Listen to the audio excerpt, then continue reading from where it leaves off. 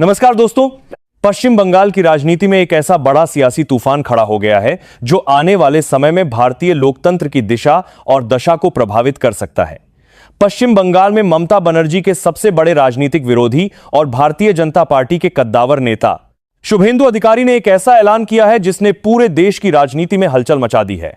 शुभेंदु अधिकारी ने साफ शब्दों में कहा है कि पश्चिम बंगाल में राष्ट्रीय नागरिक रजिस्टर यानी एनआरसी, समान नागरिक संहिता यानी यूसीसी और धर्मांतरण रोकने के लिए एक सख्त कानून लागू किया जाएगा।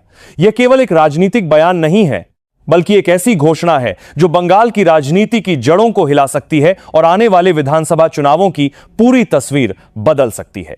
दोस्तों, इस वीडियो में मैं आपको पूरी जानकारी देने वाला हूं, लेकिन उससे पहले एक छोटी सी अपील है। अगर आपने अभी तक वीडियो को लाइक नहीं किया है तो देर मत कीजिए, लाइक का बटन दबाइए, इस वीडियो को अपने दोस्तों और परिवार के साथ शेयर कीजिए और हमें कमेंट करके जरूर बताइए कि आप भारत के किस शहर या राज्य से यह वीडियो देख रहे हैं।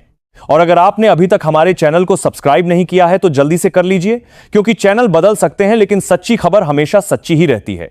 पश्चिम बंगाल में विधानसभा चुनाव साल 2026 में होने हैं, लेकिन उसकी राजनीतिक जमीन अभी से तैयार होने लगी है।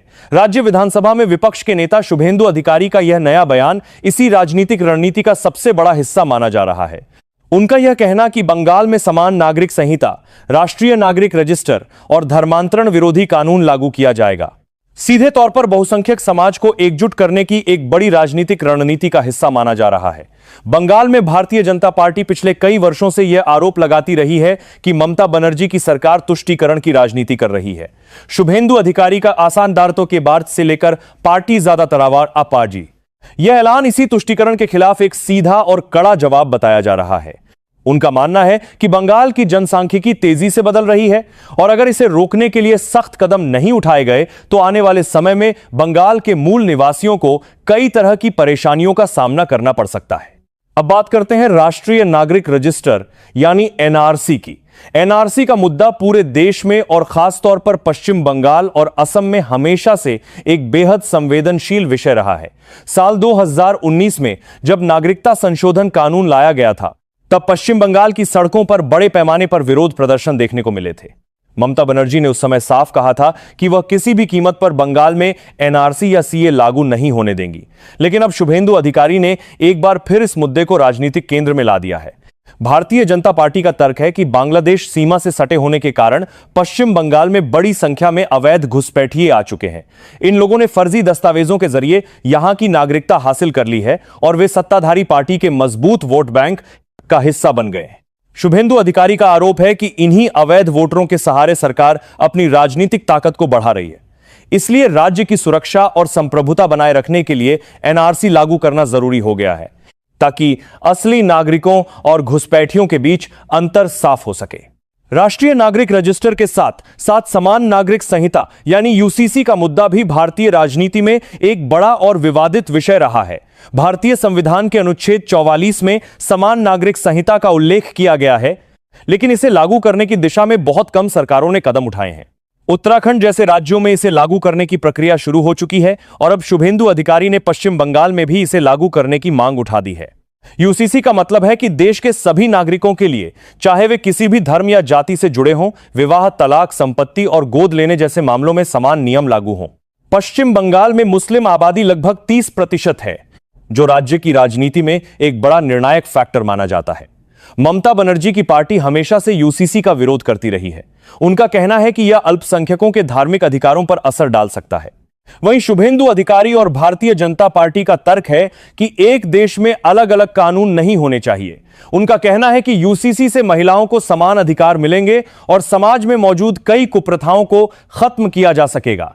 अब यह राजनीतिक बहस केवल बयानों तक सीमित नहीं रह गई है, बल्कि यह दो अलग अलग विचारधाराओं के बीच एक बड़ी लड़ाई बन चुकी है। इस पूरे राजनीतिक विवाद का तीसरा और सबसे आक्रामक पहलू है धर्मांतरण विरोधी कानून। भारत के कई राज्यों जैसे उत्तर प्रदेश, मध्य प्रदेश और गुजरात में धर्मांतरण रोकने के लिए सख्त कानून बनाए गए हैं। अब शुभेंदु अधिकारी ने ऐलान किया है कि पश्चिम बंगाल में भी इसी तरह का कानून लाया जाएगा।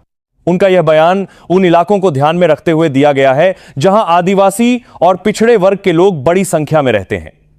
भारतीय जनता पार्टी के नेताओं का आरोप रहा है कि बंगाल के कई ग्रामीण और सीमावर्ती क्षेत्रों में लालच देकर दबाव बनाकर या शादी का झांसा देकर बड़े स्तर पर धर्मांतरण कराया जा रहा है। शुभेंदु अधिकारी ने साफ चेतावनी दी है कि बंगाल की संस्कृति और हिंदू समाज की सुरक्षा के लिए ऐसी गतिविधियों पर तुरंत रोक लगानी होगी। यह कानून उन लोगों के खिलाफ प्रस्तावित किया जा रहा है जो एक सोची समझी रणनीति के तहत राज्य की स्थिति को बदलने की कोशिश कर रहे हैं। इस मुद्दे ने पश्चिम बंगाल की राजनीति में हलचल और तेज कर दी है। पश्चिम बंगाल विधानसभा में कुल 294 सीटें हैं।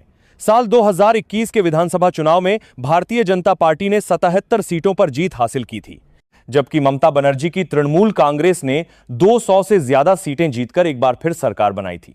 लेकिन उस चुनाव का सबसे बड़ा और ऐतिहासिक घटनाक्रम यह था कि नंदीग्राम सीट पर शुभेंदु अधिकारी ने खुद ममता बनर्जी को करीब 1956 वोटों से हराया था।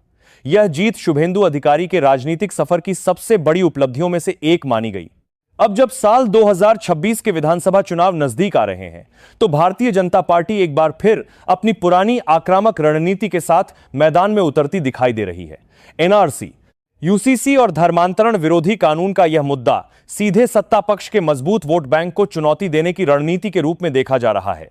विपक्ष का कहना है कि यह सब केवल ध्रुवीकरण करने की एक राजनीतिक चाल है। उनका तर्क है कि जब राज्य में बेरोजगारी, महंगाई और भ्रष्टाचार जैसे बड़े मुद्दे मौजूद हैं, तब भारतीय जनता पार्टी जानबूझकर ऐसे मुद्दों को आगे बढ़ा रही है ताकि जनता का ध्यान असली समस्याओं से हट जाए। अंत में यही कहा जा सकता है कि पश्चिम बंगाल की राजनीति अब ऐसे मोड़ पर पहुंच चुकी है जहां से पीछे हटना आसान नहीं होगा। शुभेंदु अधिकारी द्वारा उठाया गया यह मुद्दा या तो भारतीय जनता पार्टी को सत्ता तक पहुंचाने में मदद करेगा, या फिर ममता बनर्जी इस चुनौती को पार करके एक बार फिर अपनी राजनीतिक ताकत साबित करेंगी। इस पूरी राजनीतिक लड़ाई में सबसे ज्यादा असर आम जनता पर ही पड़ेगा, जिनके असली मुद्दे इस सियासी शोर में कहीं पीछे छूट जाते हैं। आप सभी दर्शकों से मेरा सवाल है कि क्या आपको लगता है कि पश्चिम बंगाल में वास्तव में एनआरसी और समान नागरिक संहिता लागू होनी चाहिए? अपने विचार नीचे कमेंट बॉक्स में जरूर लिखें। और अगर यह वीडियो आपको पसंद आया हो तो इसे लाइक और शेयर जरूर करें। इस पूरी राजनीतिक लड़ाई में सबसे ज्यादा असर आम जनता पर ही पड़ेगा, जिनके असली मुद्दे इस सियासी शोर में कहीं पीछे छूट जाते हैं। आप सभी दर्शकों से मेरा सवाल है कि क्या आपको लगता है कि पश्चिम बंगाल में वास्तव में एनआरसी और समान नागरिक संहिता लागू होनी चाहिए? अपने विचार नीचे कमेंट बॉक्स में जरूर लिखें। और अगर यह वीडियो आपको पसंद आया हो तो इसे लाइक और शेयर जरूर करें। आपको लगता है कि पश्चिम बंगाल में वास्तव में एनआरसी और समान नागरिक संहिता लागू होनी चाहिए? अपने विचार नीचे कमेंट बॉक्स में जरूर लिखें। और अगर यह वीडियो आपको पसंद आया हो तो इसे लाइक और शेयर जरूर करें। आपको लगता है कि पश्चिम बंगाल में वास्तव में एनआरसी और समान नागरिक संहिता लागू होनी चाहिए? अपने विचार नीचे कमेंट बॉक्स में जरूर लिखें।